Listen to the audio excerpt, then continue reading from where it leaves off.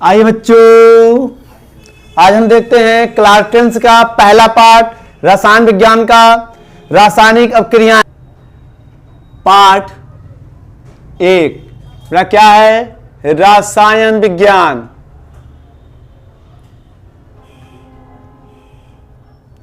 बच्चों, रसायन विज्ञान का पहला पार्ट है रासायनिक अपक्रिया तथा उनके प्रकार।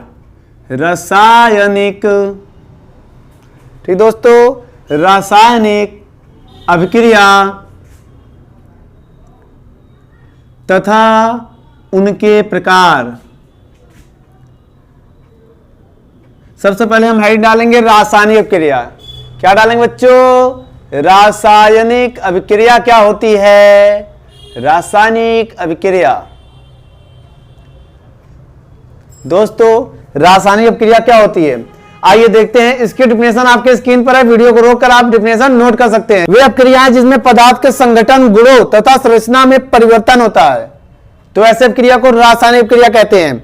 आइए रासायनिक अभिक्रिया के प्रकार देखते हैं बच्चों। रासायनिक अभिक्रिया कितने प्रकार की होती हैं? चलिए रासायनिक अभिक्रिया के बच्चों प्रकार हम देखेंगे। जैसे पहली हेडिंग, ये कितने प्रकार की होती है? ये निम्नलिखित प्रकार की होती है। निम्नलिखित मतलब नीचे लिखे गए हैं, जितने भी पॉइंट लिखेंगे उतने प्रकार की होती है। आइए देखते हैं।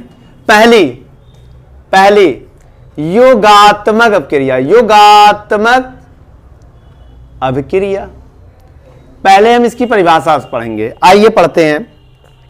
वे अभिक्रिया जिसमें दो या दो से अधिक पदार्थ मिलकर, वे अभिक्रिया जिसमें दो या दो से अधिक पदार्थ मिलकर एक पदार्थ बनाते हैं, उन्हें हम रासायनिक अभिक्रिया कहते हैं। जैसे बच्चों, डिफिनेशन आपके स्क्रीन पर नोट कर लें। अब इसकी आइए उदाहरण हम आपको समझाते हैं। उदाहरण देखिए, जैसे दो पदार्थ, एक सल्फर हो गया, एक ऑक्सीजन हो गया।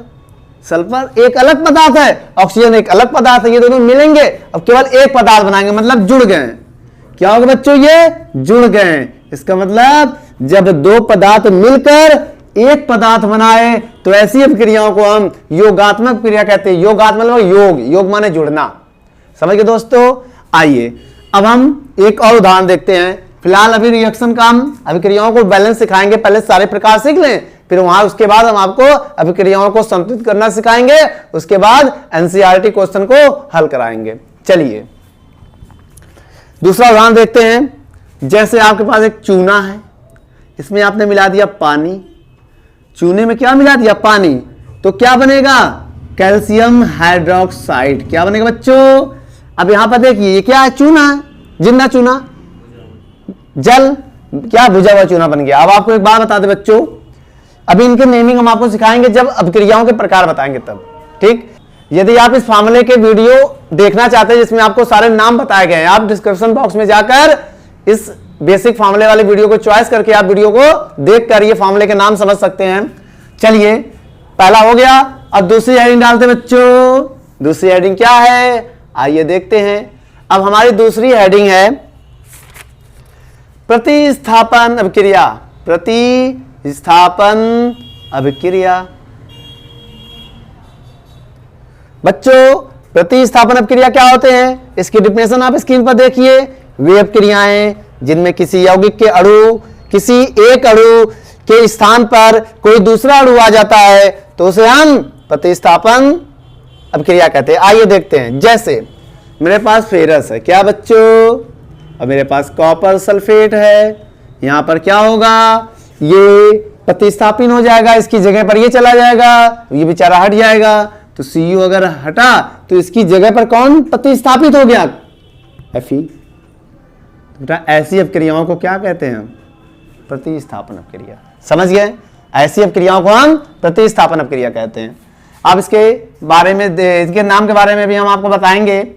तो ऐसी अभिक्रिया जिसमें एक समूह चेंज हो जाए, अब ये इसकी जगह पर चला गया, अब ये बेचारा अलग हो गया, तो ऐसी अभिक्रियाओं को प्रतिस्थापन अभिक्रिया कहते हैं। जिसे विस्थापन अभिक्रिया भी कह सकते हैं बच्चों। क्या? ऐसी अभिक्रियाओं को हम विस्थापन अभिक्रिया भी कहते हैं। तो आप ब्रैकेट में विस्थापन अभिक्रिया भी लिख सकते हैं। विस्थापन अभिक्रिया। बच्चों, प्रतिस्थापन अभिक्रिया और विस्थापन अभिक्रिया एक ही है। समझ गए? चलिए आगे हम कुछ और देखते हैं।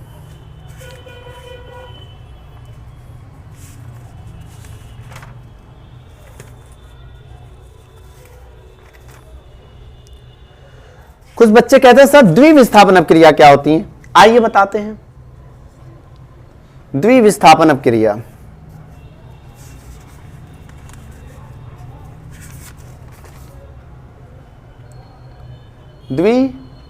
द्विविस्थापन अभिक्रिया। बहुत बच्चे कहते हैं सर आप हिंदी में लिखवाते हैं, इंग्लिश में नहीं कमेंट करते हैं, तो आइए हम इसका इंग्लिश नाम भी बता दे रहे हैं। प्रतियोगात्मक अपक्रिया को क्या बोलते हैं बच्चों? Additional reaction, additional reaction, reaction कहते हैं।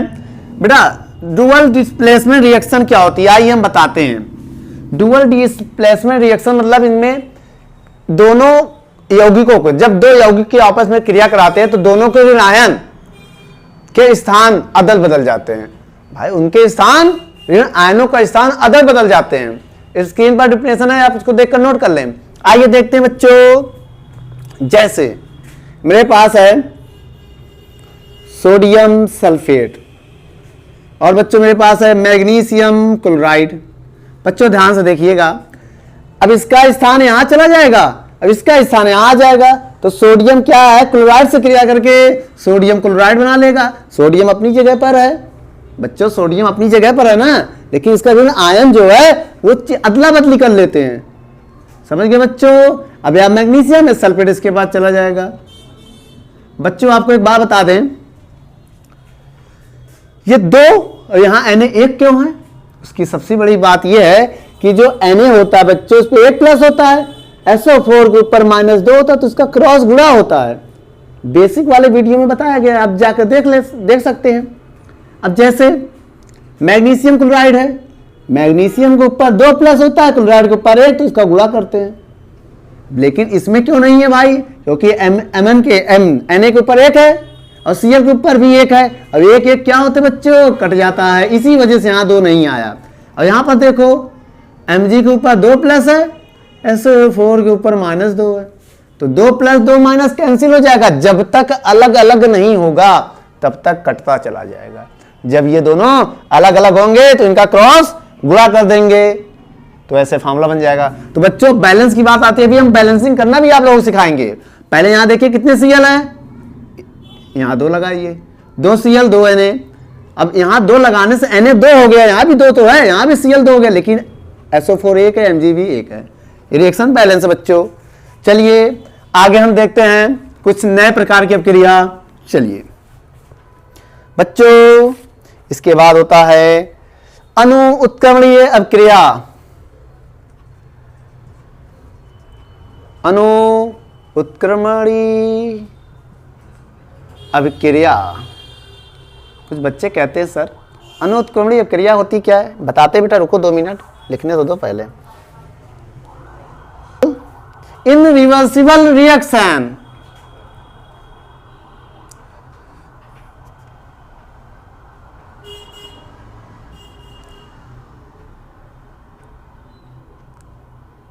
ठीक बच्चों। अब हम क्या करेंगे, इसकी में परिभाषा लिखेंगे, आपके स्क्रीन पर है। वे अपक्रिया जो केवल एक ही दिशा में संपन्न होती है उन्हें हम अणु उत्क्रमणीय अपक्रिया कहते हैं। वह अपक्रिया जो केवल एक ही दिशा में संपन्न होती है उन्हें हम अणु उत्क्रमणीय अपक्रिया कहते हैं बच्चों। आइए देखते हैं, एक ही दिशा मतलब जो केवल, जैसे एक हम आपको फार्मूला बताते हैं, पोटेशियम क्लोरेट है ये, इसका नाम क्या बच्चों, पोटेशियम क्लोरेट। आपको पता है ये पोटेशियम क्लोराइड बनाएगा, अब ये ऑक्सीजन बनाएगा। यहाँ 3 है, यहाँ 2 है, तो एक यहाँ जो 3 है यहाँ गुणा कर दिया करो, यहाँ 2 है तो यहाँ गुणा कर दिया करो। 2 3 6 ऑक्सीजन, 3 दूनी 6 ऑक्सीजन बराबर है, लेकिन यहाँ के 2 हो गया, इस वजह से हम यहाँ भी 2 लगाएंगे। यहाँ 2 लगाने से के भी तो 2 हो गया, Cl भी तो 2 हो गया, तो यहाँ 2 लगाने से सब तो 2 है ना, ये रिएक्शन बराबर है बच्चों। अब इन दोनों को अगर आपस में मिलाए तो ये नहीं बनेगा। अब इन दोनों को अगर आपस में मिलाएं, अब ये नहीं बनेगा। जैसे देखो 2KCl को अगर ऑक्सीजन में मिलाएं तो नो रिएक्शन, इसका मतलब ये केवल एक ही दिशा में संपन्न होगा, इस वजह से नो रिएक्शन। अगर यही रिएक्शन उत्क्रमणीय होता तब ये रिएक्शन भी पॉसिबल हो जाता। आइए देखते हैं बच्चों, ये इसको उदाहरण को नोट कर लें। आइए अब इस नेक्स्ट हेडिंग देखते हैं क्या कह रहा है। हेडिंग बेटा, उत्क्रमणीय अभिक्रिया, उत्क्रमणीय अभिक्रिया। बच्चों उत्क्रमणीय अभिक्रिया क्या होता है, आइए देखते हैं, जिसे बोलते हैं रिवर्सिबल रिएक्शन। बच्चों उत्क्रमणीय अभिक्रिया के बारे में हम सीखते हैं। जो आपने अनुत्क्रमणीय अभिक्रिया में डिफिनेशन लिखी है वही डिफिनेशन का अपोजिट इसमें लिख दो। जैसे वह अभिक्रिया जो दोनों दिशाओं में संपन्न होती है, वह अभिक्रिया जो दोनों दिशाओं में संपन्न होती है उन्हें हम क्या बोलते हैं बच्चों, उत्क्रमणीय अभिक्रिया। आइए डिफिनेशन आपकी स्क्रीन पर नोट कर लें। चलिए इसके उदाहरण बताते हैं। जैसे आपने कोई एक ले लिया NH4Cl, आपको पता है इससे अमोनिया बनेगा और HCl बनेगा। अब ये क्या है, इससे A भी बन, ये हो गया। अब इन दोनों को अगर मिलाएं NH3HCl तो क्या बनेगा बच्चों, NH4Cl। तो बेटा ये दोनों दिशाओं में संपन्न हो रही है। आप ये आगे से पीछे भी जाती है, पीछे से आगे भी जाती है, इस वजह से इस पे हम ये वाला चिन्ह लगाते बच्चों, ऐसा आगे पीछे, इसका मतलब ये उत्क्रमणीय अभिक्रिया बच्चों।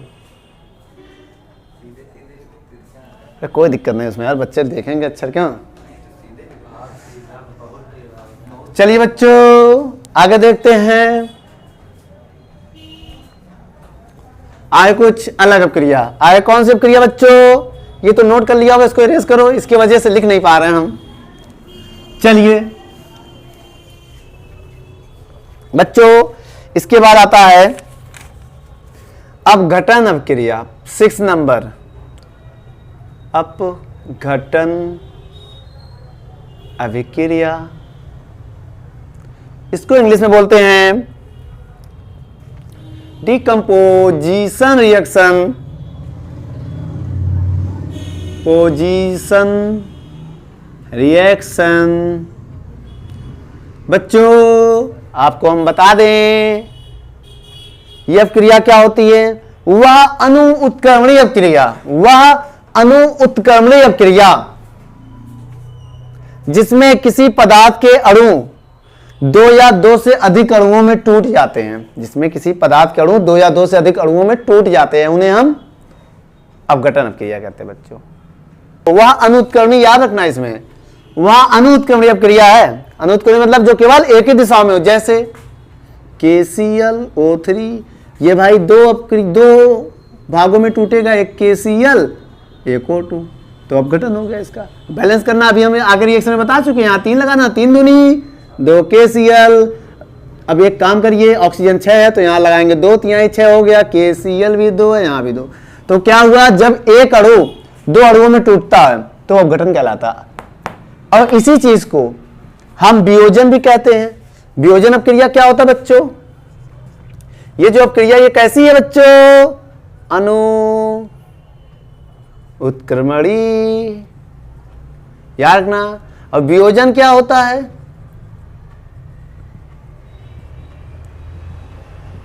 वियोजन अभिक्रिया डिसोसिएशन अभिक्रिया। बच्चों ये अभिक्रिया क्या होगी, जो यहां पर अनुत्क्रमणीय थी यहां पर उत्क्रमणीय होगा बच्चों। केवल डिफिनेशन आपके स्क्रीन पर जहां अनुत्क्रमणीय लिखे थे, यह अनुत्क्रमणीय क्रिया 2 या 2 से अधिक अणुओं में टूट जाती थी, इसमें केवल यहां उत्क्रमणीय क्रिया 2 या 2 से अधिक अणुओं में टूटेगी बच्चों। यहां पर जो केवल एक ही दिशा में संपन्न होने वाली क्रिया टूटेगी, यहां पर दोनों दिशाओं में संपन्न होने वाली क्रिया टूटेगी। आइए जैसे देखते हैं, डिफिनेशन आपके स्क्रीन पर है, नोट कर लें। जैसे हम PCl5 लें बेटा, ये 2 भागों में टूटता है, PCl3 और Cl2। एक और बता दे, अमोनिया ले ले बच्चों, ये भी 2 भागों में टूटेगा, नाइट्रोजन और हाइड्रोजन। बैलेंस कर लेना, 3 है यहाँ, 3 लगा दो, 3 दूनी 6, 2 3 6, नाइट्रोजन 2 है। ऐसे एक और देख लो बच्चों, क्या अमोनियम क्लोराइड ले लो, क्या होगा, NH3 और HCl समझ गए बच्चों? ये क्या हुआ कि जब उत्क्रमणीय अभिक्रिया दो या दो से अधिक भागों में टूटे तब उसे हम क्या कहेंगे? वियोजन अभिक्रिया कहेंगे बच्चों। आइए कुछ अलग प्रकार की अभिक्रिया हम देखते हैं। नोट कर लो, वीडियो को रोक कर नोट कर लें बच्चों। आइए उभय अपघटन अभिक्रिया हम देखते हैं।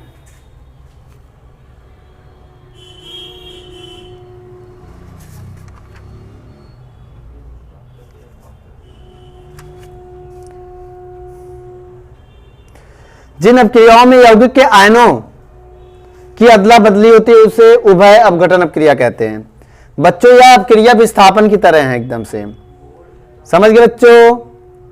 यह अभिक्रिया एकदम विस्थापन की तरह है। आइए देखते हैं। जैसे स्क्रीन डिफिनेशन आपके स्क्रीन पर है, उदाहरण देख लीजिए। हेडिंग पहले डाल दें, उभय अपघटन अभिक्रिया।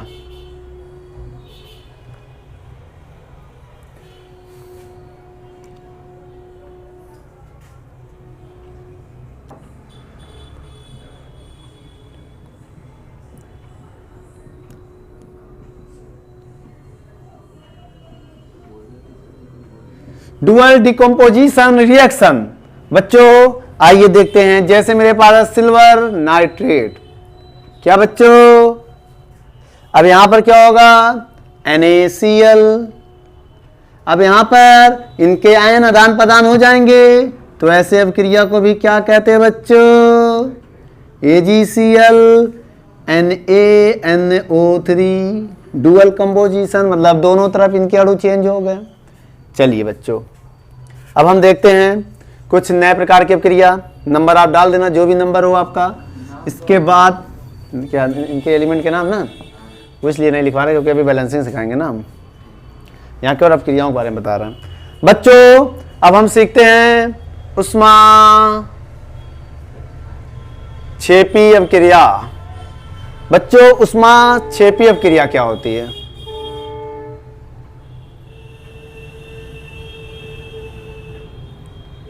बच्चों एक्सोथर्मिक रिएक्शन।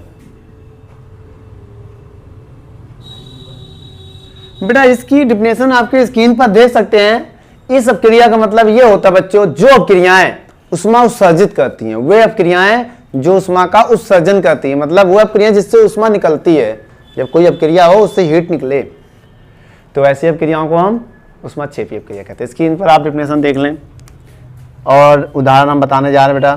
जैसे हम कार्बन को ऑक्सीजन से क्रिया कराएं तो CO2 बनेगा। क्या बनेगा बच्चों?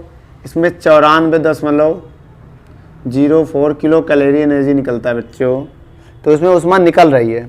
अब ऐसे ही एक उष्मा क्षेपी अभिक्रिया है, क्या बच्चों? उष्मा शोषी अभिक्रिया। उष्मा शोषी अभिक्रिया बच्चों इसको क्या बोलते हैं? Endothermic reaction. ठीक दोस्तों, आइए इसकी थोड़ा बड़ा लिखो, दिख नहीं रहा। सही है, वो कोई बात नहीं। उष्मा एंडोथर्मिक रिएक्शन बच्चों ये क्या होती है? वह अभिक्रिया जिसमें उष्मा लेती है, वह अभिक्रिया जो उष्मा लेती है, मतलब जिसे कराने के लिए हमें बाहर से हीट देना पड़ता है, तो ऐसी अभिक्रियाओं को क्या कहते हैं बच्चों? उष्मा शोषी अभिक्रिया। स्क्रीन पर आप डिफिनेशन देख सकते हैं। चलिए उदाहरण देखते हैं बच्चों। उदाहरण जैसे देखिए बच्चों, हमने नाइट्रोजन गैस को ऑक्सीजन गैस में मिलाया और 42 किलो कैलोरी हमें उष्मा देना पड़ा। 42 किलो कैलोरी, तब जाकर ये बना क्या? NO नाइट्रोजन मोनोऑक्साइड बना बच्चों। ठीक बच्चों, चलिए कुछ अगला नोट कर लें इसको, कुछ और हम डिफिनेशन बता दें। चलिए देखते हैं। इसके बाद बच्चों उपचयन। उपचयन अभिक्रिया क्या होता है बच्चों? सर इतनी ज्यादा प्रकार की अभिक्रियाएं हैं, आइए देखते हैं। बेटा उपचयन को बोलते हैं ऑक्सीडेशन रिएक्शन। ऑक्सीडेशन रिएक्शन बेटा ऑक्सीडेशन रिएक्शन क्या होती है?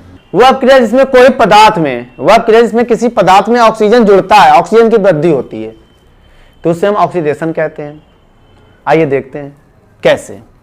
जैसे बच्चों हम आपको एक अपक्रिया बता रहे हैं, कॉपर है, ऑक्सीजन से क्रिया कराएंगे, कॉपर ऑक्साइड बनेगा।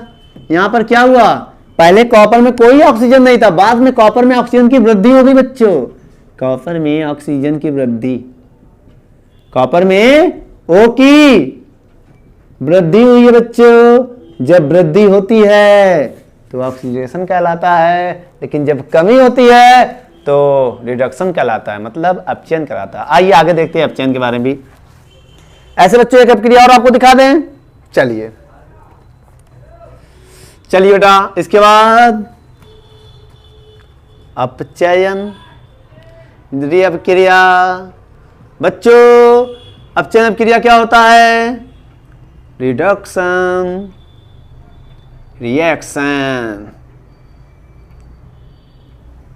चलिए बच्चों इसके बारे में देखते हैं। इसमें क्या लिखेंगे?